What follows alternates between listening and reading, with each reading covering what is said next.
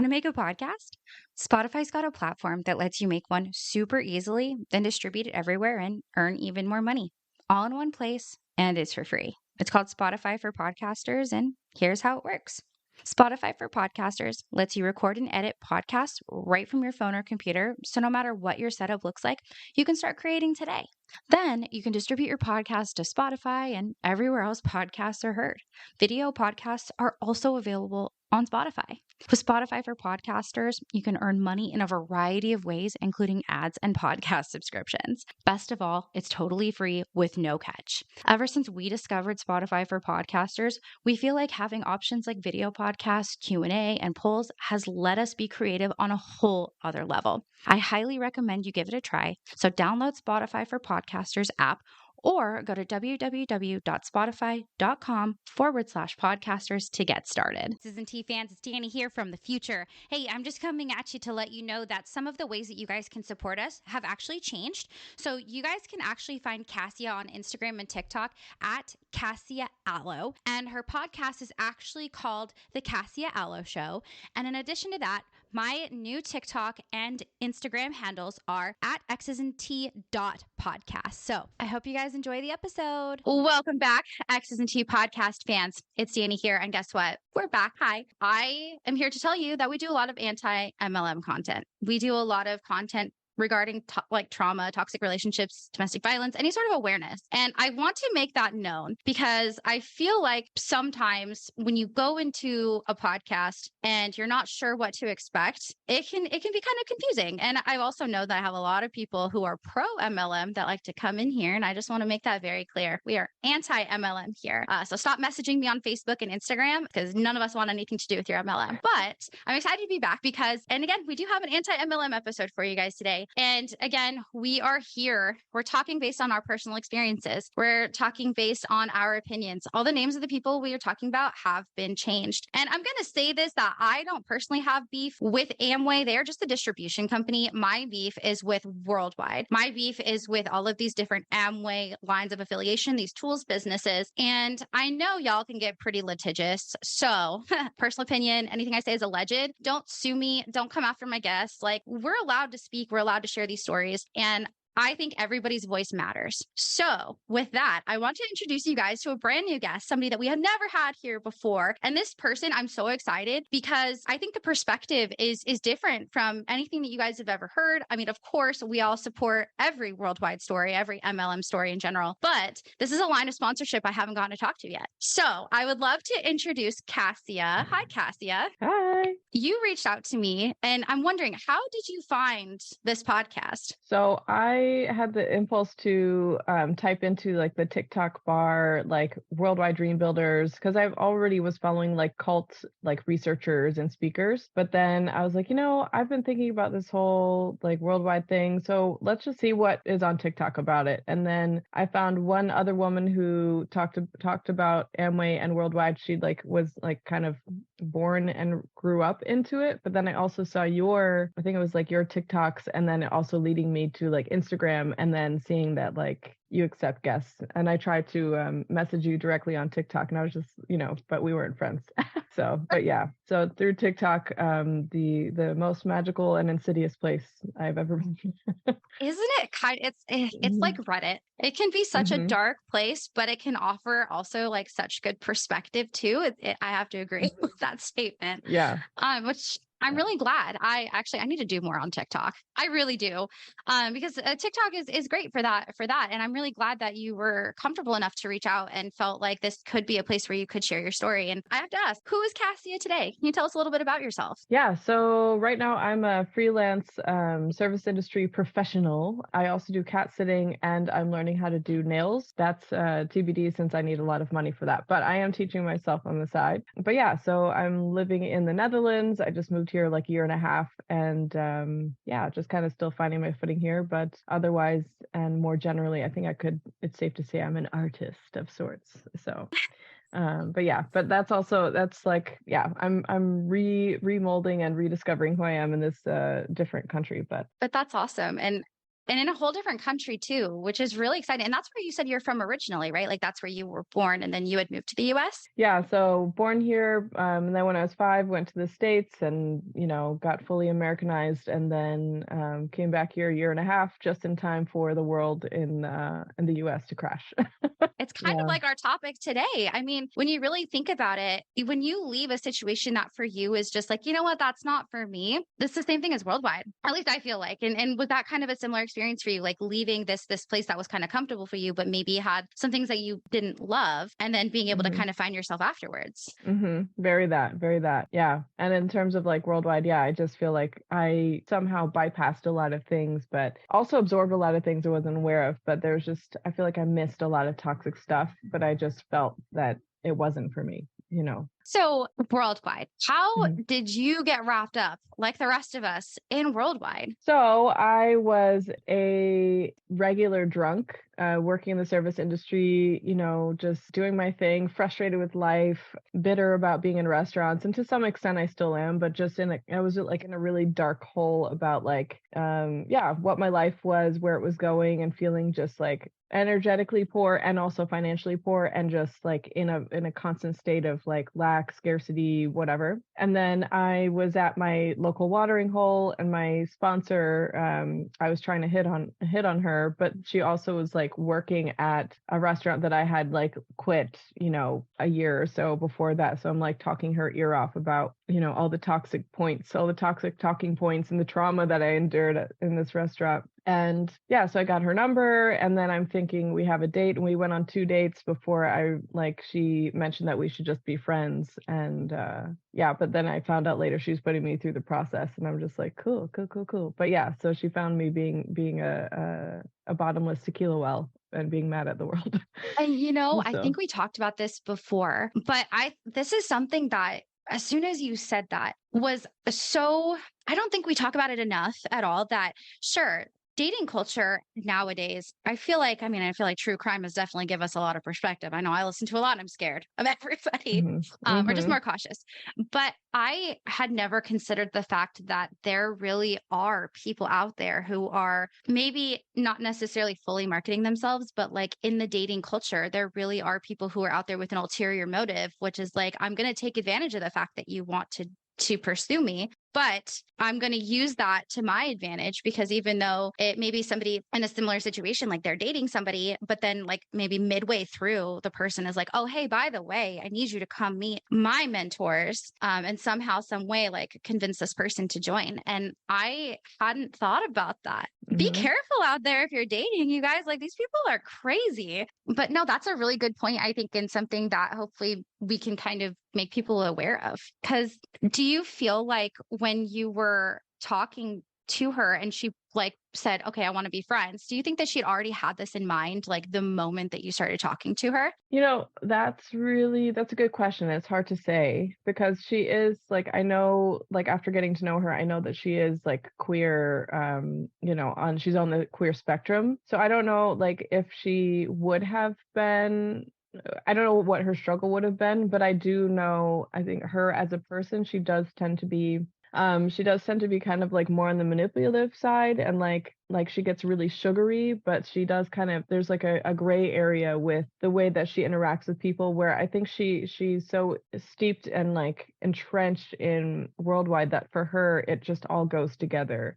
And then, of course, there's also that blend of like, brainwashing, that education process where they tell you like, you should vet everyone that you date through worldwide, and everyone that you potentially want to be with, you don't want to have sex with them immediately. You want to see if they're like gonna marry you and blah, blah, blah. So I can't speak to like if she, I don't know. Like, I don't know if she was wrestling with it, but I think like the more I kind of like uncover about this stuff, I'm like, I just feel like, of course, it would make sense that if she was like from minute one, like, okay, I know like for her specifically, like, and having gotten to know her, that she did have like, she goes in and out of like lapses, like we all did when we're like, you know, trying to wrestle with being human and build the business and go, you know, whatever, go diamond. But so I feel like there's like a part of her that would like wrestle with like, I want to be dating in a normal way, but then I also know I need to be doing this process with people. And so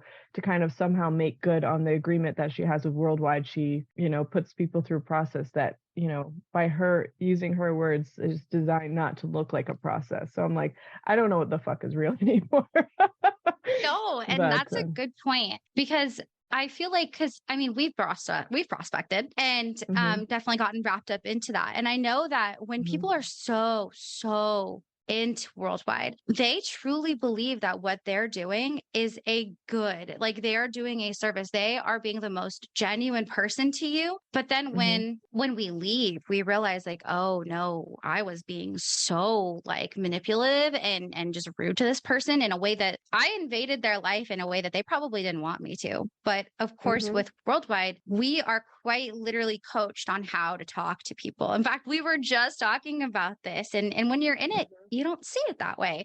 And then afterwards, if somebody were to talk to me like that now, I would be like, you sound kind of culty. Like, are you okay? Blink twice if you need help. Like, something's not okay here. Yeah, no, I definitely like now getting out of it. And again, like it's really been the last couple of weeks together with talking to you and just absorbing a lot of like anti-MLM, anti-cult media, and just being like, oh, like that need to have a mission, that need to be beyond and transcendent as a person, and like that feeling that if you're just a regular human being, there's something wrong with that, and like unpacking all of that, you know, it's just, yeah, but it's hard to see, like even sometimes, and up until recently, and I would say, I don't know, like I could maybe be coerced into another one, who knows, but like just catching that desire to be that like special shiny human who, you know, has all the answers and is right about everything. It's like you literally can't be. There's too many perspectives, there's too many different ways to go about life for you to be the one and only, or to know the one and only. It just doesn't make sense, you know. Yeah. Actually, you had said something that I have found to be so profound, and that was that nobody is above a cult. Can you kind of go into how you view that and why you think that? Yeah, so I think the thing that makes cults successful is because they get really good at finding your pain points and then using that to kind of tie into their mission. And so I think like for a lot of people, they can't understand why you would want to be in a cult, but it's because the cult is not addressing what their pain points are. And so if you don't have the same, you know, life experience or whatever, if you don't have like scarcity around money, but maybe you have scarcity around social aspects, or, you know, I don't know, whatever, could be anything, like learning about the children of God and all these other things, religion and all this stuff. It's like you don't know, you haven't been approached by someone that has found your pain point. But I think it's just a matter of knowing where it hurts for you in your life and then tugging on that, you know. And it's just it's crazy because when I think about it, I actually was like recruited into 3 different MLMs over the same pain point. It's always been, for me, money, but I know other people have been wanting to, you know, transcend this life, or like do well spiritually, or do better for the kids. Like this whole conversation around like save the children is a huge pain point for people. And it's so easy to like pull you in when they know how like desperate you are to like protect this, you know, scared little inner child, you know. So yeah, but I think when people talk about like, how could you ever do that? There's like the shame around it. It's just like, no. They just need to know what you need, and then they can say whatever. And it's so easy, and they can start reasonably and then slowly, you know, and envelop you and swallow you completely. So No, that's such a good point, because I think that's so good for anybody who listens, who's hasn't been through this. It's very similar to like an abusive relationship. It's not like we walk in knowing that, hey, I'm going to start manipulating people. This is what they do. This is what I'm going to be doing. You walk in with they paint a dream for you. And even with an abuser, right? They have love bombing. It's the same thing with Worldwide. They love bomb the crap out of us.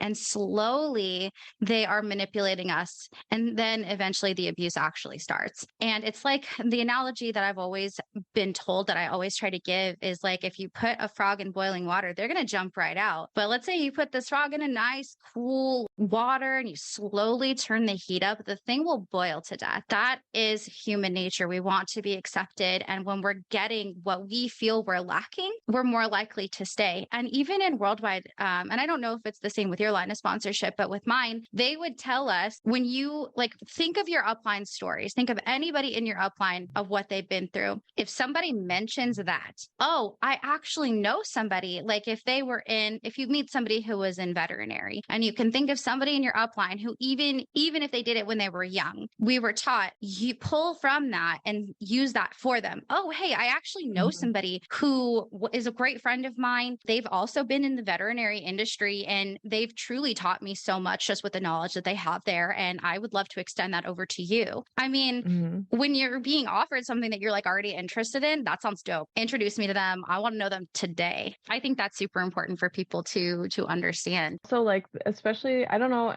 I can't speak to other past eras and decades, but I feel like especially now there's also like a thirst for influence and like wanting to be influential and to be influenced by people who are influential. And so when you start throwing around big, like lofty terms, like, I know someone who did what you did and they, really improved their life and all this stuff. I think like it's so easy, especially under like capitalism and patriarchy, to be like, oh, fast track. Yes, absolutely. Like, and for a lot of people that may not be the case, but for a lot of us who maybe like, I definitely felt like insignificant in my life and, like kind of trapped. And I was like, oh, like someone up there wants to like talk to me down here. So it's just like, I just feel like there's a lot of like influence-based seduction that they like also kind of sprinkle over you while they're putting you through the process, Yeah. So speaking of the process, you're finding out that this person who you had been interested in a romantic sense, you went on a couple of dates with them, and then eventually you're told like, hey, like let's just be friends. Totally understandable. People do that like all the time.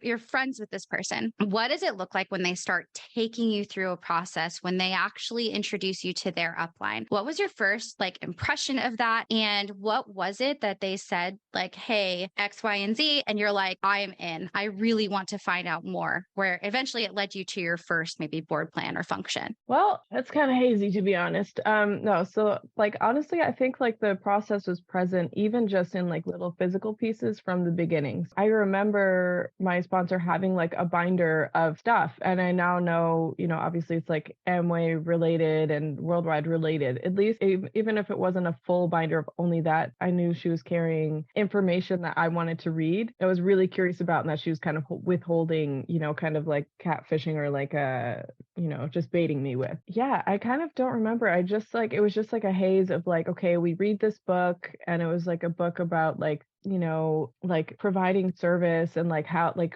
adding value to people's lives, and that's how you receive value, blah blah blah. Then an audio, and I don't know, somehow I just ended up in Florida or somewhere at an event. Then I called off work and like done it all last minute because of course there's all this pressure. So for me, there was like, it was kind of a whirlwind. Like every week, there was something new. And of course now looking back, I'm like, of course, obviously you're being recruited, but at that time I was just like, oh, like, of course, yeah, whatever, yeah, I got time, I'll do it. And then boom, boom, boom, I'm in Florida, and then we come back and I'm signing papers. So for me, it was really like so fast. And I like struggle also with that feeling of like, you should have known, but it's like, yeah, again, it's like, it's designed to be a greased wheel and you're not supposed to feel the friction at all, but yeah, my process was, go to Florida. Then I met, my platinum upline, and I remember like, it's a married couple, and the wife was like, oh yeah, like she like, pinned my personality type, and I was like really like, whoa,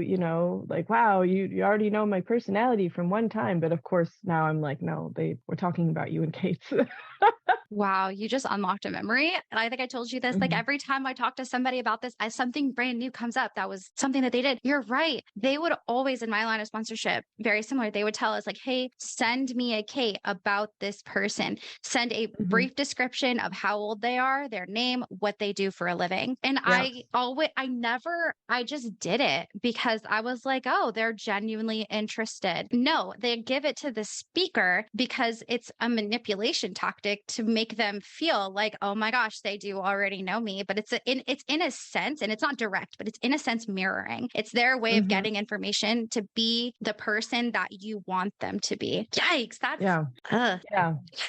And I didn't think of that until you're saying that now, because I'm like, oh yeah, I'm just like recapping my little meeting and blah, blah, blah. But it's like, no, you're like passing on information so that they're more easily like manipulated. And it's like, every time I learn more about it, I'm like, Yeah. But I mean, hey, we've all been there. And there really was that sense of, like you said, that shame, like I should have known, but you couldn't have, because like you said, you're not designed to, it's not designed for you to know that this is a quote process. You're not told immediately straight out the gate. If you were told, hey, this is Amway, you're actually going to be talking to people to try to pull them into the same organization. Are you interested? Would you have said yes? Absolutely not. Yeah, no. So was it presented to you in a very ambiguous way? Where in the process did you learn that it was Amway and Worldwide? And I'm guessing it didn't happen straight away. No, absolutely not. I think Amway maybe was mentioned like if, let's say, I don't think my process was 5 days, but let's say it was 5 days. I think probably on the 4th to the 4th and a half day,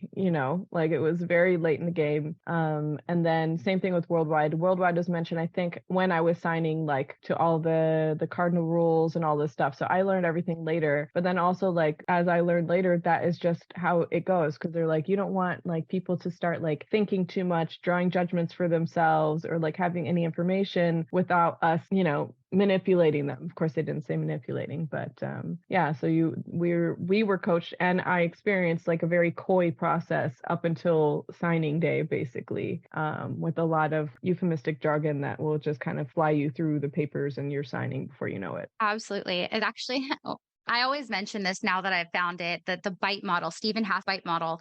So again, this is for fair use and commentary purposes. This is from freedomofmind.com. This is a reminder, is BITE: behavior control, information control, thought control, and emotional control. That is, deception is listed as number 1 on information control, deliberately withholding information. And that is a tactic that cults will use, because they would tell us, at least in my line of sponsorship, hey, you're not, like, that's a premature question, and we're not quite there yet in your process. We want to make sure that you're given all of this information before we feel that you're ready for this piece. And that is so fucked up when you're thinking about it. And remind me, which years were you in? I quit during COVID, and I think I got in like late 2018. So I wasn't in very long. Year and a half. So I want to say 2018. You were there then to see the shift between you buying your own products to you have to start selling them. It was very much like you log your use, but you kind of count it toward, and it was confusing to me then, so I'm not able to explain it fully now, but it's just like you're basically logging your personal use if you buy things for the house, if you have roommates or whatever, and you log that toward your like customer CV or whatever that point value was. And so it's just like, yeah, my sponsor is also like ordering, paper towels and spray cleaner for her apartment and having her roommates pay her back. And she's just like, whatever, logging it. Or even if they don't pay her back, she just counts it toward the customer PV. And it's just like, okay. And then when they eventually were switching over, I remember there being like all these Kates and like, whatever of like, okay, this is a new system. It has to be like new and unique emails, and it has to be in the computer, and you can't just whatever. And so they really made a push to making more like quote unquote valid information in order to suss out any like faulty or fraudulent orders. But, obviously there's workarounds for that. And it's just like, yep. Nope. You explained it very, very well. That's exactly how we were taught as well. I was in from 2016 and I ended in 2019. And through this time, they were very clear. You're buying from your own store, which is really interesting, because they would always say, you're not selling anything. This isn't sales. You're not here to push a product. You're here to help people buy from their own store. And yep, we would be taught to pretty much bullshit our customer volume. My upline, I call, they become my platinums, John and Barbara. John would always say, you're the customer, you're buying it. So you can just put in your 50 PV and they would send out Kates. Don't forget to put in your 50 PV because then you will not get your bonus and it just goes straight to your upline. So it's really interesting that they would tell us to do that. But yeah, we would bullshit customer volume, which is really interesting because I've learned now that there's really no such thing as personal use. Amway just views it as PV either way. It is purely PV. And the intended purpose is to buy the products wholesale and sell them to other people. They would always say, this is not a hype up, sign up, or stack it deep and sell it cheap business, which is, then they would say, that's how they used to do it. That's not how we do it anymore. But now they're like going backwards. And I would love to think that Zay and Melody had a huge impact on that. They're telling a story. This is what happened to me. This is what we experienced. Like if it's illegal, like that's not my fault. It's their fault kind of a situation. Yeah. I have so much respect for the content that Zay and Melody had made. And I still advocate for their YouTube page. They are not active on there anymore, but I still tell people like, hey, go check out these videos. They are always going to be valid. It doesn't matter what era Worldwide is in. It's all applicable because they're just getting more and more manipulative. I do want to mention one thing about sales though. Like I don't remember it being mentioned in the beginning. I do feel like they did mention sales a lot later, but they're like, of course you'd be proud to talk about your products, whatever. But it's like, then the products were like extremely expensive. I know they said you got a lot of value for the price, but I really felt like you did get a lot of value, but it was still very pricey, you know? And so they'd be like marketing this to, you know, the average, average Joe, the people you work with that you come in contact with that are in your family who are presumably on that same, you know, poor people bracket that they warned you about not to have in your 5-person circle, but then they want those people to buy, you know, an $80 serum plus, you know, a toner plus a this, plus a this, plus a this. So there was later on more of a push towards sales as I went along, but it was more in the, you know, the usual phrasing of like, you're just recommending a product. You should be excited to do this because obviously you are proud of these products, right? And it's just like, you're like, yes, you know, but it's like, I don't want to push, you know, excess when you can get a cheaper thing and that's equally as effective, even if it's my store, you know, it just doesn't make sense. Excess cases are so tiny.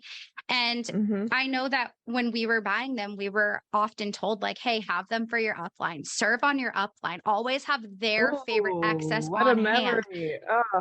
You too? Yeah. You want to bring, and of course your upline also has all of it anyway. So why are you bringing all this extra stuff? But anyway, so it's just like, yeah, very much like bring stuff for your upline, make sure that they're taken care of. Yeah. Love on them. Yeah. Roll out the red carpet, shine their shoes, whatever you got to do. No, it's such a good point. And what's interesting is, and I think Fisher had put it so well, is we talk a lot about the manipulation now, but you guys, we really were out here like idolizing these people. These were our heroes for a brief period of time in our life. And I do want to kind of go into like, what was your honeymoon phase like? So yeah, I think like my honeymoon phase is like, I was really, I was honestly like impressed with the products, even though I was bankrupting myself. And so I was really excited to like have vitamins and like, you know, have energy drinks and whatever, like have that part of like my health routine, you know, however toxic that may be, you know, but I was just like, oh, like, and then also this like community of people are like helping me. And I had like quote unquote friends that were walking through in life. And I don't know. I just was so feeling like superior and also like breaking old habits. Like, again, I like was drinking tequila, I think like 5 nights a week at my bar up the street, but at the bar up the street from my apartment. And yeah, so it helps me just like have a different relationship to myself. So I was like, obviously it can't be bad because I'm like, I've learned how to not have drinking as like my coping mechanism anymore. And I'm like, you know, around quote unquote successful people, and I'm going to functions where people are talking about future things. And I just felt very like pumped up by this idea of like talking about future and investing in myself and investing in my family and like serving people, which I didn't give a shit about before that point. But, you know, I just felt very like empowered empowered and like enriched by being in a community that was like constantly doing self-development and like, holding each other to a standard, a higher standard. Of course, now I'm realizing that was just kind of like a lopsided downward slant of standard. But, yeah. So for that first year, I would say, I was really impressed with the community and really like wanting to like dig deeper and become more of that person, but even still all the while having like a little like nagging feeling of like, I don't know, but like being like, no, it's fine. Like everything I've seen is so nice and so great, but, yeah. So as you're kind of you're in your excited phase about the business, what were the expectations for you maybe towards the beginning, and then how did they change when sales became more prominent? Even clothing expectations, like how did it look for you to be a worldwide dream builder? Oh God, this is a deep question. Okay, so in the beginning, there was a lot of focus around getting your budget right. And so like I was just like grappling with getting my budget together. And then obviously they were pretty open about like with the intent of getting you to the point where you can like budget in your ditto and budget in all the things that the costs and the membership and the Kate and blah, blah, blah. But they're very flexible about it in the beginning, or just like a little bit less pressed. And then as far as like clothing, also like less pressed about like how I was presenting, still encouraging me to come out with like as professional and like modest clothing as possible, not with like, not covering up entirely, but just coming in like modestly professionally dressed, which also has layers of toxicity in my opinion. But anyway, so in the beginning it was very easy, and I had a very like creative gothy witchy style, kind of like oversized, like I was wearing like this like oversized velvet jumpsuit to events and board plans, and I don't think that really fit with the worldwide plan. But then as I went on, I would be praised for, if I looked particularly polished, or I was just constantly being praised for when I would like dress in a specific way. And it was kind of becoming clear, like, I was kind of being led in a certain direction. But then especially like I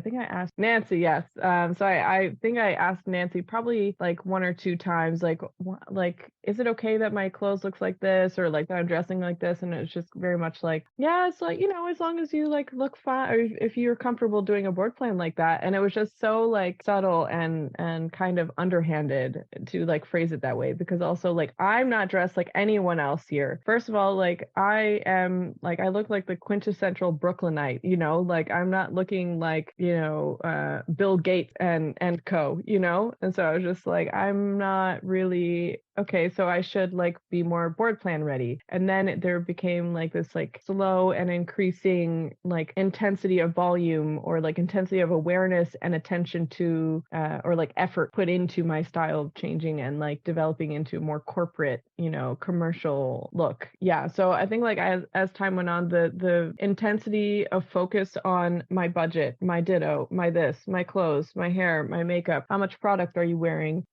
Are you smiling at people? Are you on the street like saying hello, how are you to everyone that you meet? And are you loving on people? And I don't know, just going out of your way to be like to everyone that you talk to. So it's just like kind of a slow build fervor for like that entire time.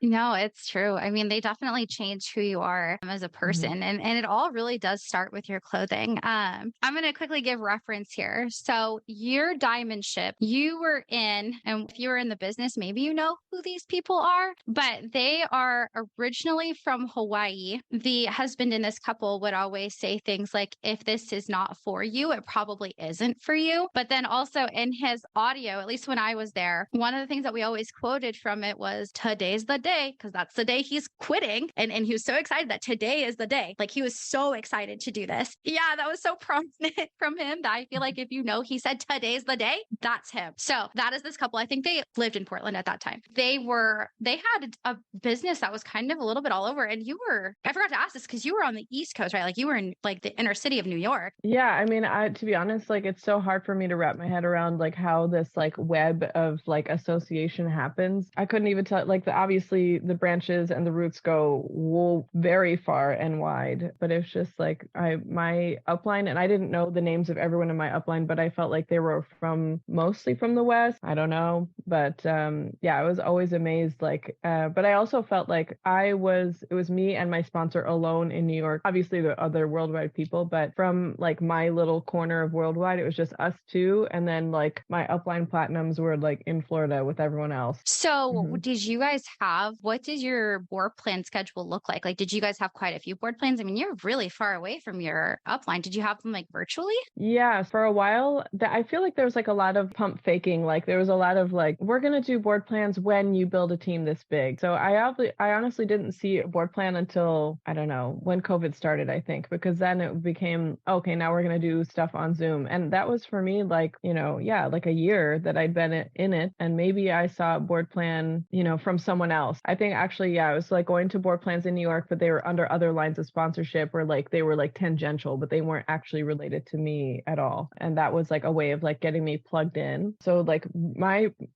board plans for my actual upline, my platinum and whoever else, I saw on Zoom for the first time. Wow. Yeah. But I do want to like sneak in there. Like there was like a whole culture of like, oh, we're on the East Coast, we do what we want, and we're kind of a rowdy bunch, especially like the Florida bunch. Like apparently they were, I don't know, they like, I think they were wearing what they wanted to for a while, but then like there was like kind of a wave of like correcting that negative behavior. And also like New York and Jersey, there's very much like, yeah, whatever, we do whatever, but it's just like, but we really don't, and we're going to be combed out too, because it was like we do whatever we want. So the women dress like in all these different iterations of professional, but I think like I was very aware of like everyone that I saw, for the most part, we were all in that lower tax bracket kind of people, and so of course we were all just dressing like regular people, but I was conscious of the fact that would change, and that we would eventually get to, we have to wear a dress, we have to look like this, we have to, because that was always being pushed as like the ultimate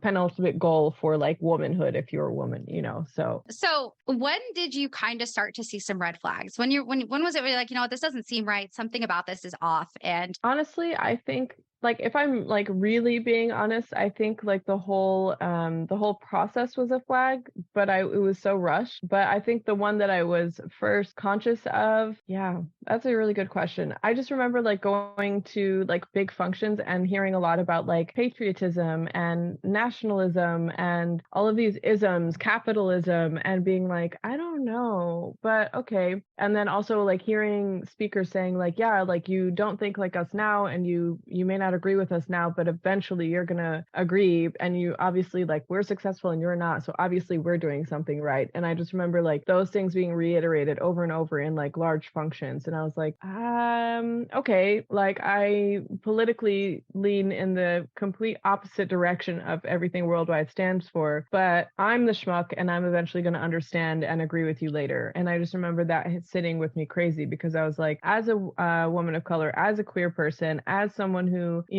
I have a multi-ethnic background, and I'm not a citizen of the US, I just kind of struggle to find, how I just struggle to be convinced, Yeah, I struggle to find like the logic in what is being said very plainly and boldly on stage, but I just kept like trying to deny, or like not deny, but like, I don't ignore that it was happening, because I was constantly being told like, yeah, just take what fits and leave the rest. And it's just like, well, of course, that's a perfect dismissive statement, Yeah, absolutely. So being a part of the queer community, did you feel like this was a place that you were genuinely accepted? And did you feel represented as a person of color and all of these different backgrounds that you have? Definitely not. But I did see like people like that were trying to build their businesses. Like I saw like a lesbian couple there, but they're all kind of just like still regular like me, So I saw more of people like me, and we were already very like not very many there, but there were more people people there, but we were all just in like the bottom rungs of it. So it's just like every time I would look at quote unquote leadership and I'd see mostly white, all Christian, all heterosexual, all, patriotic, Bible thumping Christian, I was just like, I'm not there. I don't see any of myself there. And when I would have questions about like, what if my beliefs are different? What if I want to have like my wife on stage? And it's just like, well, you'll be the first one to represent like queer people on stage. And so like, that's your story to tell. But it's like, okay, but that still doesn't answer the question, because now we're also talking about being pressured to have children and get married to and adopt heteronormative ideas about how relationship works. So there is no literature there that addresses or coaches me or helps me in any way develop my relationship to my sexuality. It's just all focused on and geared toward woman, love man, honor man, submissive to man, and I'm like, there is no room for me to be a spiritual, gay on any level, but I was just constantly brushed aside like, oh, well, when you get to the stage, you can tell your story. Do you think they would have let you?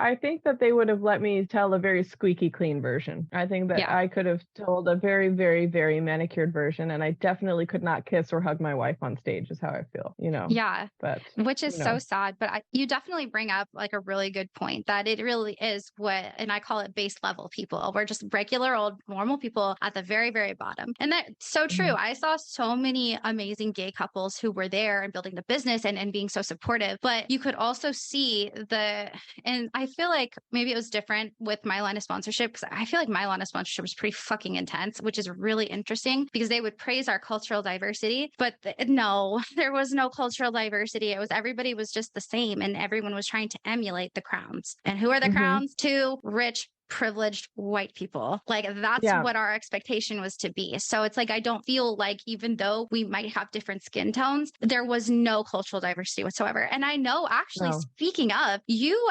idolized a couple on stage who also had a very similar, like, we want to project cultural diversity by bringing this business to a third world country. And that's so interesting to me, because my views of this couple has totally changed since I was in the business. Is it the same for you? Yeah. So to be honest, I didn't think about them until this today. So it was Tom and Veronica. So definitely like Veronica was, I think, the only Black person that was in like the Diamond area. I felt like she represented like not only like that she was like an immigrant, but she was like a woman and she built it herself and she pulled herself by her bootstraps and she's tough and she's proud and really big personality, and her style was really cool, even in her fucking patriarchy, Christo heteronormative, whatever. But so I just like, she would get on stage and she would have so much like fire and passion and be like, but then I started also feeling like it started feeling canned. And that's also the thing. Like I was trying to like ignore and deny the fact that I was like seeing how canned it was. And I don't think I mentioned this before, but it's like also jogging in my memory now. But she was always like really passionately saying on stage about how she had barely enough money even just to buy her own food regularly, and then also like the cost of the products and in connection to like Jamaican currency I guess was so weak, and she's like, I had to work like 10 times harder than any of you, and if I can do it, you can do it, because I managed to build this business huge, and I was doing it in Jamaica where like we didn't have very much, and I whatever. So I was just very like, yes, this bitch is bad, like she's like fucking power, but then now also like looking back, I remember having moments where I'm like seeing her also not represented by this business. I mentioned to you about her makeup being like a shade or two lighter, and just it didn't match like the richness of her complexion. It didn't match what I like imagine her style was, but the color palettes didn't work, and I know because they didn't work for me either. Like I think I could like use like one CC cream or something, but like, and I'm like mid-range, you know what I'm saying? So I'm like, she I don't know, I just felt like she was telling the story over and over and over and over again, and it just felt really canned. And that's kind of like my now that I'm on the other side, but I just remember noticing how canned it was, and then also how it just didn't seem to fit. And I felt like, I don't know, I just got the feeling that she was also trying to like, keep up with the Joneses, even though she was one of them, and like as a woman of color, to be up there on stage with a bunch of white ass hats who are, talking about the opportunity and how diverse and possible it is for everyone, knowing goddamn well that it's not, So yeah. Yeah, I remember she did. She spoke with such passion. And if you're not, I'm sure by now you probably know since we mentioned Jamaica, but if you're not familiar, this is the couple where Tom is from Portland, Oregon, and Veronica is from Portland, Jamaica. So I'm sure everybody by now, if you've been a part of this business, you know exactly who we're talking about. And one thing that I have always considered since leaving about this couple is that they are bringing this business to a country that is already impoverished. And this has been known to literally dry people out of their bank accounts. Like most people in this business are broke. Like I think that was the most broke I've ever been, and being in the part of this business. And you consider the fact that both of them are taking it back to this country where sure, they might believe genuinely and can show off all the things that they have, but a lot of people are fucking struggling and they're only making it worse, in my opinion, which it frustrates me. But then and again, that was like such a minimal, in my opinion, amount of representation for you, for really all of anybody who's a person of color. I know when I joined the business and actually pretty much on the last leg of my journey, there was another couple who went diamond, and it was a husband and wife, and the husband was a person of color. And so that was really interesting because my upline was a person of color, and he would always be like that, like I am represented by that. And it's like, but that's just you. Can everybody feel like this person he was worldwide, and worldwide is not culturally friendly.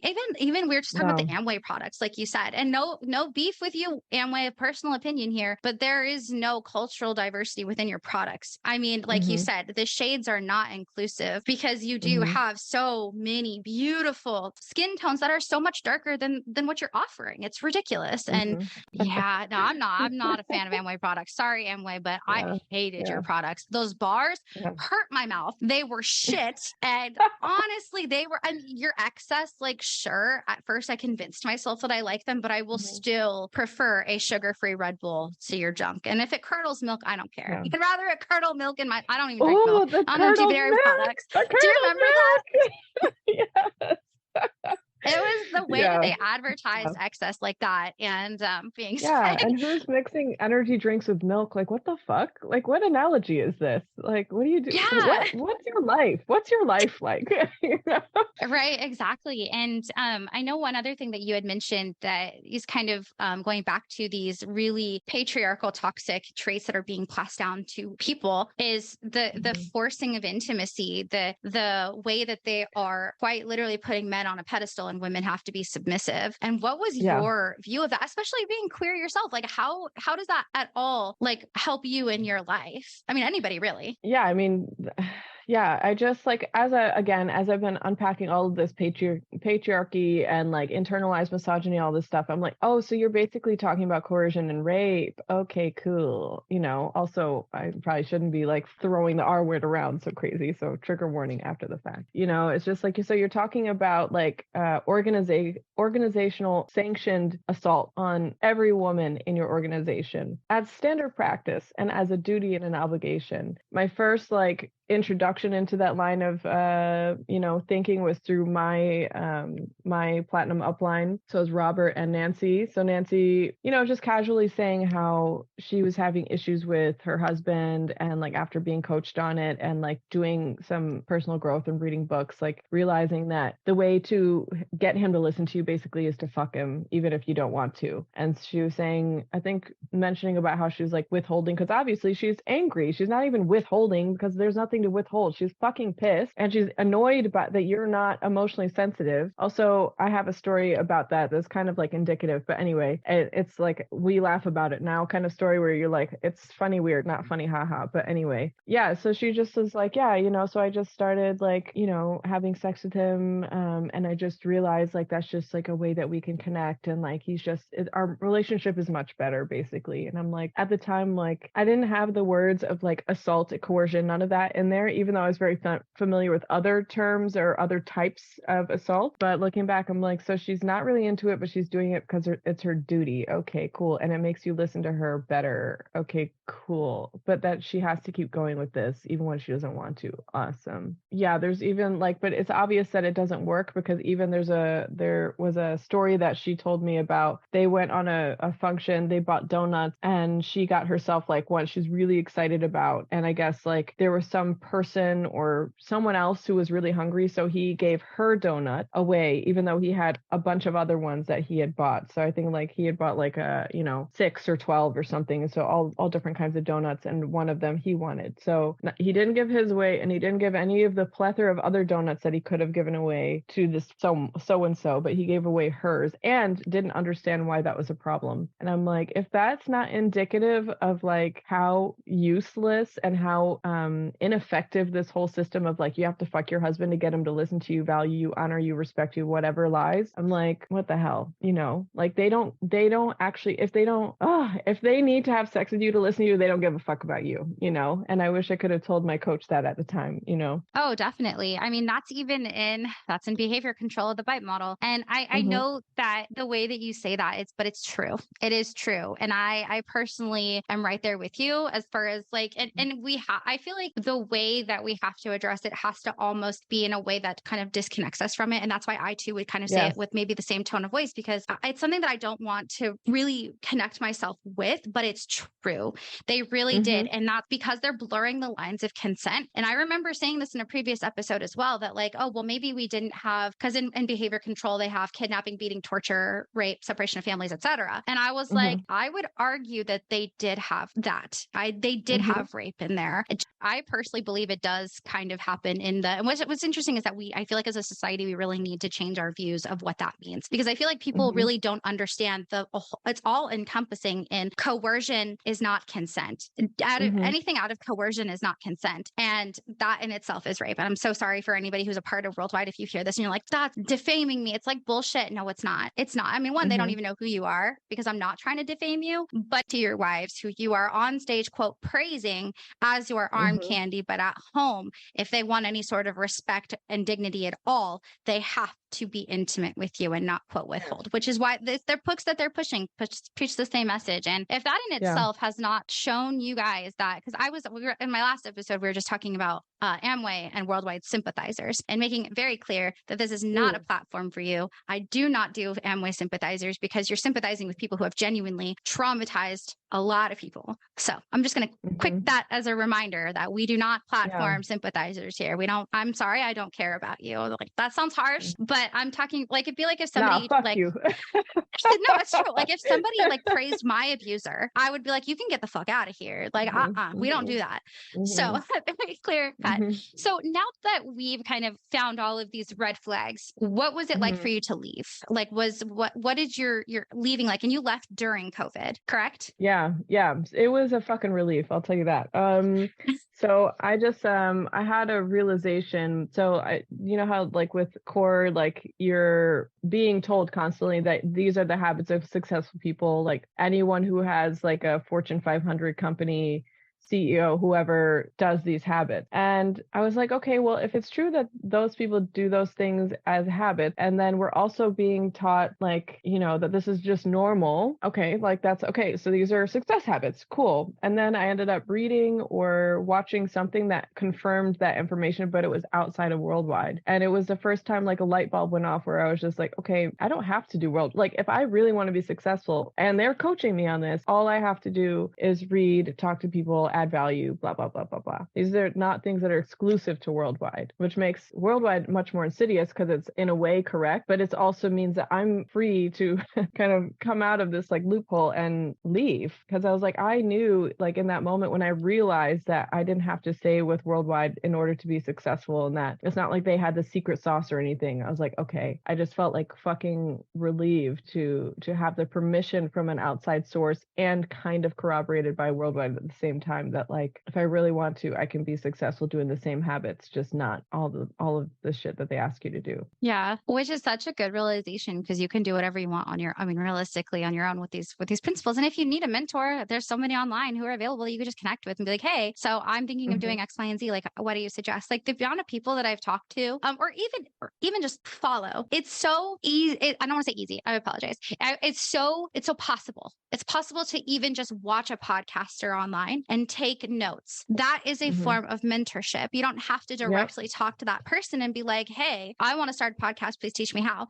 Like, there's so much information out there that people are just outright sharing that we don't need cults to teach us how to do things. And I love that you found that. And I love being able to share that, because there's so many people who maybe have a fear of starting, because I was terrified to start a podcast. I was like, oh my God, like, I don't know what I'm doing. But slowly and surely you're figuring it out. And we can do that just by honestly reading something, reading an article, a book, or a list that somebody else wrote. That's mentorship. And it doesn't have to be what Worldwide fucking says that it is. So now that you're out of Worldwide, I know that we've kind of talked about some things that we've learned about Worldwide now that we're out. At any point during Worldwide, was there any sort of indication at all that these leaders could allegedly be getting paid off of your app memberships? Hell no. I don't, like, when you told me, oh my God, that blew my mind, because they make it seem, not make it seem, they tell you outright, like, this is just for you. This is an informational system for you in order to help you succeed. Not once did they mention,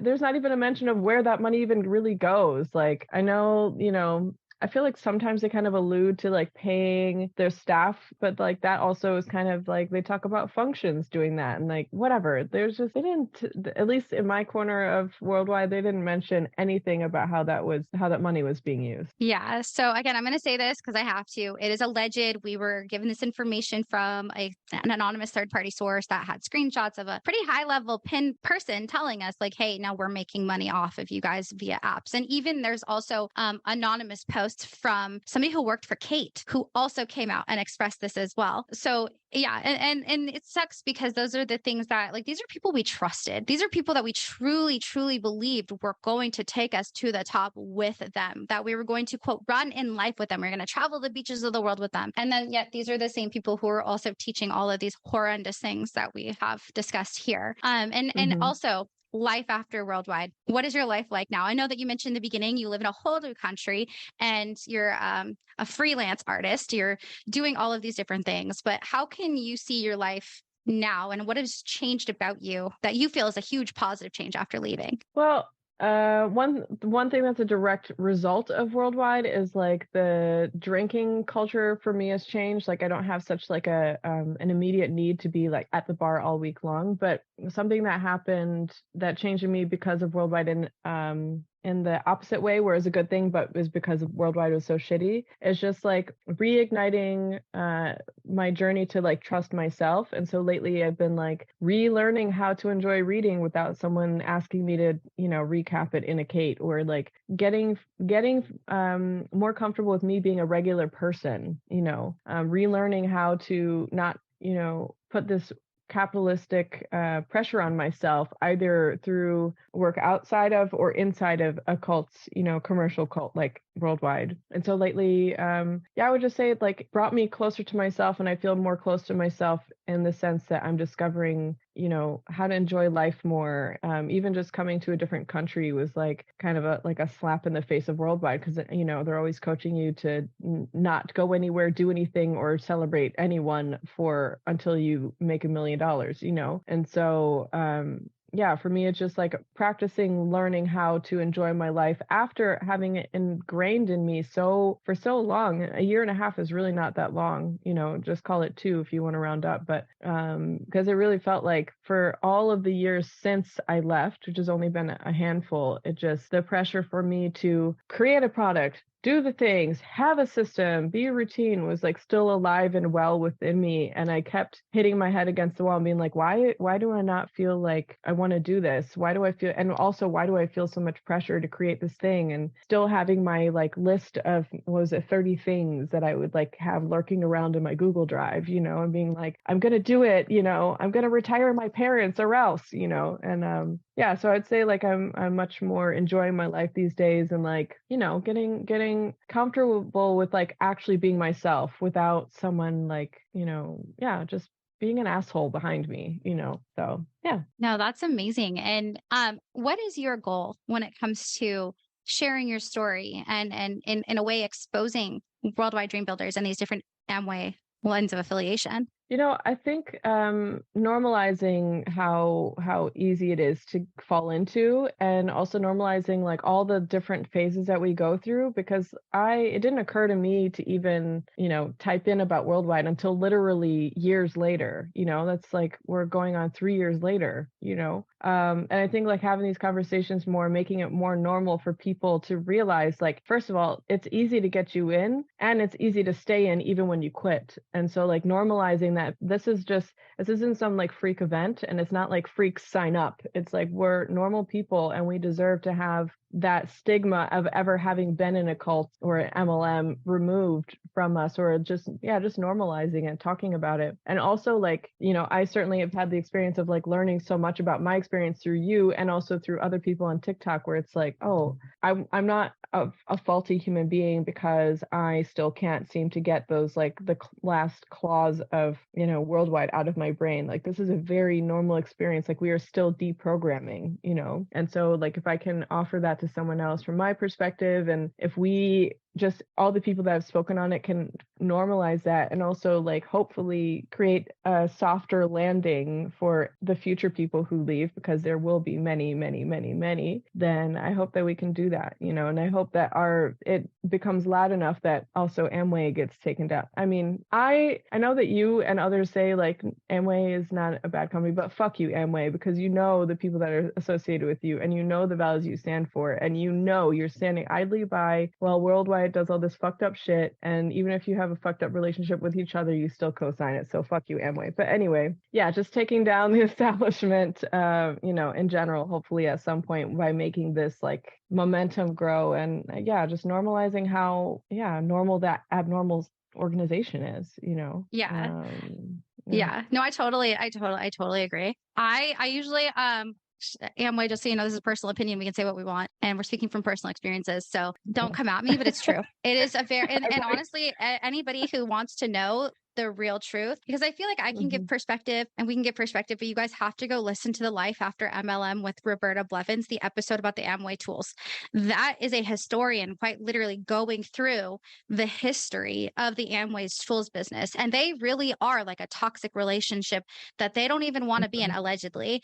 And honestly, I have to agree. It's like sympathizing, right? Like if one supports the other, and you're right, it's co-signing it. And I, personal opinion, Amway, though, personal opinion, don't come out us litigiously anyway, but it's true. It is true. So I love that you said that, because I mean, it's just hard because I don't want to get sued, but no, personal opinion out here, personal opinion, but no, true that I appreciate that. And so how can we as a community help support you?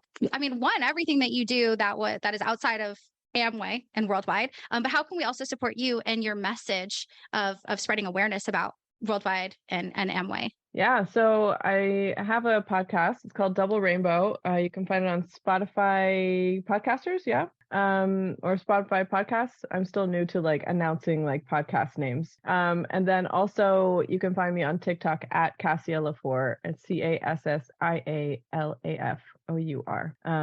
I also have an Instagram, but it's, I'm kind of like, I can feel the grip of still that like commercialism and like spiritualism kind of mixed in. I'm like, that cast needs to relax. But if you want to go to Instagram, it's the same name, just like it. And if you don't like it, then don't. No worries at all. We'll definitely be linking all of this, and it sounds like your podcast is available on Spotify. And as you grow, I'm sure you'll be able to tell everybody else where you can be found, and where everybody can go to follow you. So we'll share links, and we'll spread the message, because and also you brought up a book too that I think would be really cool to shout out for anybody who wants to read it. Yeah, so it's called Uncultured by Danielle Mestenek Young. She's also on TikTok, but it was really informative for me because she's going from the point of view of being in Children of God and being in the army, and how those two she realized like after she got out of the cult, she joined the army, that she was like, did I just get into another one? So she kind of like breaks down cults and cult culture. And yeah, so she's been really instrumental in like my unpacking of like the fact that I was in a cult, because I think it's still hard for me to like wrap my mind around the fact that this is a cult, because there is the bite model in place, there is all these other like recognizable signs and symptoms of cult think and cult behavior. So yeah, her book was just really, really helpful for me, and also her TikTok as well, although I think she has a different name on there, so you got to just find her. Yeah, no, thank you so much for your time and your willingness to come on and share this. If there's one thing that you could leave people with at this time, what would that be? If something seems difficult, if you're doing something that seems difficult, but everyone else is like saying that it's like working, and they're also like going through hoops and loops, like you're not faulty for not being able to pull off these like, marvelous stunts that everyone's convinced you are supposed to be really easy to do. Like the people who have the things that they're trying to sell you on, they're selling you on it, and they have sold their soul to get it. And I think like I guess it's a way of saying like give yourself permission to be a person. You don't have to save the world. You don't have to save yourself. There's nothing wrong with you to fix you, or there's nothing to do, be, or have, or become, like the, worldwide and other organizations will have you believe. It's just your life is a series of interesting experiences, and it doesn't have to be more or less than that. I love the way that you say things. I'm telling you, I really appreciate it so much. If you are out there and you heard the story and you want to share one of your own, any MLM that you were a part of, cult, even just if you have a story of trauma that you want to share, DM me, follow me at Exclusivity_podcast. That is Instagram, TikTok, YouTube. You can catch me on Spotify, Apple Music, and I'm hoping to get more places, y'all, but I'm only one person. But yeah, no, I mean, definitely I'm here to help you share your story. You can share as much or little as you want, or just follow along, even if you want to stay silent, because however you cope with things, that there's no right or wrong answer. So thank you, everybody, and we'll catch you guys on the next episode.